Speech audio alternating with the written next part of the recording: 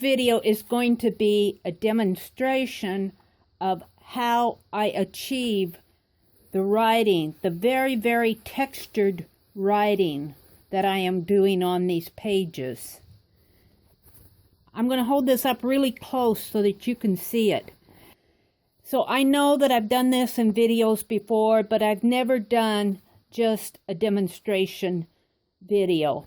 I want to see how I can write with my Fineline Paint Applicator. And not on this page, but another page, I wrote great big letters. And when it dried, I looked at it and it was the lettering, the paint dried so nice and thick, it's almost like you've embossed it. And I thought, well, I wonder what it would be like if I would paint or stamp over it. So I did this page. And then I carried it a step further when I was doing the 29 Faces challenge. And I drew the face, sketched it, and then I wrote a quote.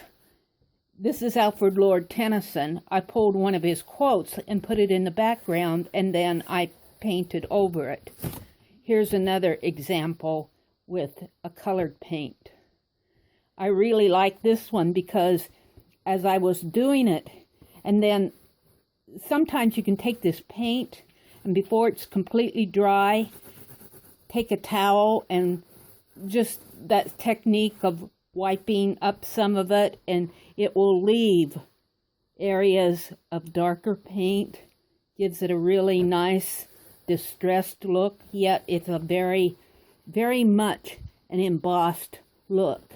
And you almost have to feel and touch it. You can see it here, but to appreciate it, you almost have to have it in your hands and you go, oh, how cool is that? So that's what I want to accomplish in this video. I want to show you the steps that I went through to achieve this look. It's really simple. All you need are some simple things. Now, I use Fineline Paint Applicators. That's what these are called, Fineline Paint Applicators. You can see I've just about worn the label off of this one. I only own a few of these, and I use them over and over and over and over again. I primarily put 2 or 3 colors of paint that are my go-to colors for Fineline Paint Applicators, which is white, black, red, and gold. Sometimes I put a coppery metallic in there, sometimes a blue metallic, but not very often. And what I've found for my uses, now the artists will put different things in these Fineline Paint Applicators, but what I have been liking is just plain craft paint. Craft paint, that's it. And if you want to achieve that textured look, you don't mix anything with the craft paint. I would advise you to use a new bottle if you're filling your bottle. Don't use a craft paint that's been sitting around 2 or 3 years, because you're going to get that clumpiness in your acrylic craft paint, and it will get stuck in the nozzle as you're using it, and it will be very frustrating. I use enough of this now that I fill these up quite frequently, and I run into less of that problem, but I do run into it. Now, this is an 18 gauge standard nozzle, and it puts out a fairly decent line. There's also a 20 gauge, which is a fine tip nozzle. I do not put craft paint in those. I don't use them a lot, but I have been known to put acrylic paint in them, and I will thin that out either with water or medium or airbrush medium. But I haven't done that in a long time because I find that just plain craft paint put in here works really well for me. And that's what I've been using lately. Now, that may change because I'm always finding something new about these. So I chose a quote. It's a nursery rhyme. And as I write it, I'm going to be looking over to my left here to pull it out. So you might see me stop for a minute and I'll be reading from, I have a big book of familiar quotations and I'm going to, there's a anonymous nursery rhyme here about an old woman. An old woman tossed in a blanket 17 times as high as the moon. That's the first line of that nursery rhyme. So I'm just going to write that across the page. Now, as I'm writing, I pretty much have practiced it, and I pretty much have it down. But if you're new to this, I would advise you to get some craft paint, a Fineline Paint Applicator. You can get these at Jogos. You can get them at Amazon. You can get them at Dick Blick, which is where I got mine. You can get them at Hobby Lobby. They're pretty easy to find nowadays. They're called Fineline Paint Applicators. There are other products similar to this. I don't use them, but I know that there are other products out there. You may run across it and find that it works just as well. So I'm just going to start on that nursery rhyme.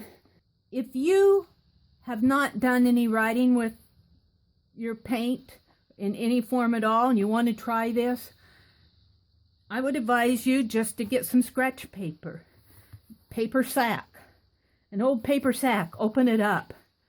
Start practicing just like you would penmanship, for those of you who took penmanship in school, or, just write your name. See what this can do for you.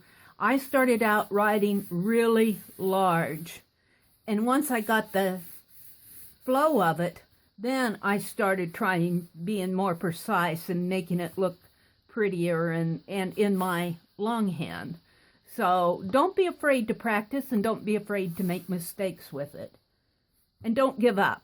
Okay, usually what I do, I've just filled this, and I'll put it over to the side here, and I'll squeeze it and make sure that it's getting a decent flow. Now I'm going to be doing white on white, so you may have to strain your eyes a little to see this, but there's a reason why I put white on white. I find that the white, I'm going to go over it again with some paint, and you can use any paint you want. I'm going to use this Deco Art Dazzling Metallics. I really do like this blue. I've been using it a lot lately. And I like the way that the white absorbs the paint. You can use black, you can use any color, but just realize that when you mix those colors, or when you put one color over another color, you're going to have a different effect. So, and that's just color theory. I mean, and see, it just depends too. If your paint is completely dry, is it water soluble? It just depends on a lot of things. But long story short, I like the white. That's what I use, and that's what I would advise a beginner to start out with. And then you can experiment and go to town with it. Okay, so I'm just going to start out. There was an old woman tossed in a blanket. And I'm going to put a small T.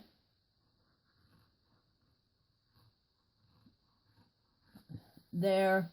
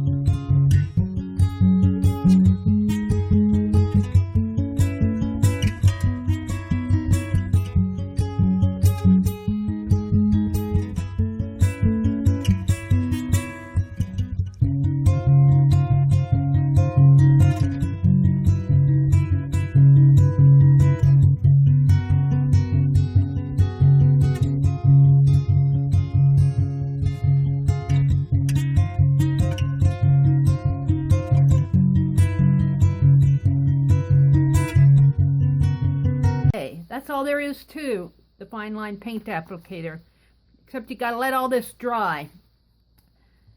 Now, if you're patient, you'll let it dry overnight, because then it will cure. But I do find that it will dry enough in a couple hours to work with it you want to test it. If you find that it's still cool to the touch, I'm not going to touch anything or I'll smear anything. But sometimes when you handle the paint or put your hand on it to test to see if it's dry, if it's still cool to the touch, it's still wet. And it depends on what you're doing. If you're just putting a light wash over it, you can work with it. But if you're going to put a lot of pressure on it, you don't want to work with it because there's still some wet paint underneath, especially when you have a really thick texture like this. So I don't know how much you can see of the thickness of this. Yeah, you can see some, can't you? I'll hold it up closer. See how thick that paint is? How cool. Now this is white on white.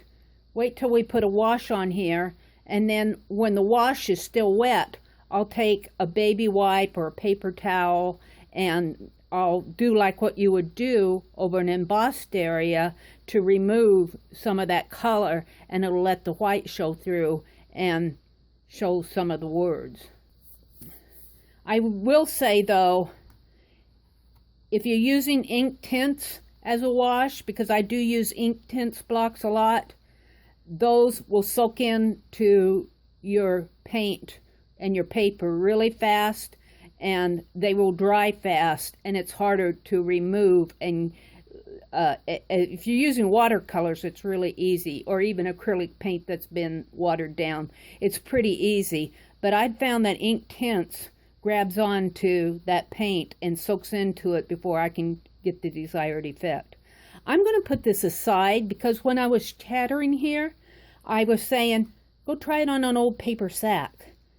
And I think I will do that with this same verse, because I think that as I'm writing on my white on the craft paper of the paper sack, you'll see this a lot more. Okay, I have my sack all opened up. This is just the inside of a grocery bag that we brought home our groceries in. Craft paint, though, is a matte paint, and I find that if my paint is old, it will clog up on me. But if my paint is fairly fresh from the bottle, I don't have too much trouble with it. Okay, I've drawn this out, and I've messed up my page here with a white spot, but we're going to write right over it. You know why? Because I'll probably paint over this anyway. So we're just going to let that be. I'm going to write that same nursery rhyme on this craft paper, and I think you'll see the handwriting a lot better, and it'll probably be more fun to watch.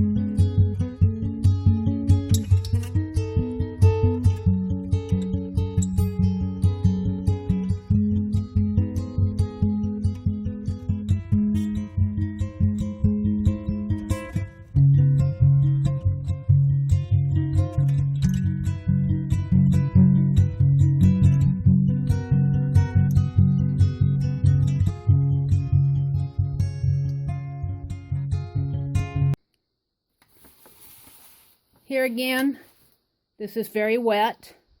If I touched it, I'd smear it. I'm going to let it dry. This is nighttime. It's probably early morning, wee hours of the morning now. I'm going to let it dry until tomorrow. It won't be a full 24 hours. It'll probably be 8 to 12 hours. And when I work on it tomorrow, this will all be dry. I'm really curious to see how thick, what the texture is on this as compared to the texture of the watercolor paper. I do like this effect. So I'll come back tomorrow and continue this demonstration, and we'll see where it goes from here.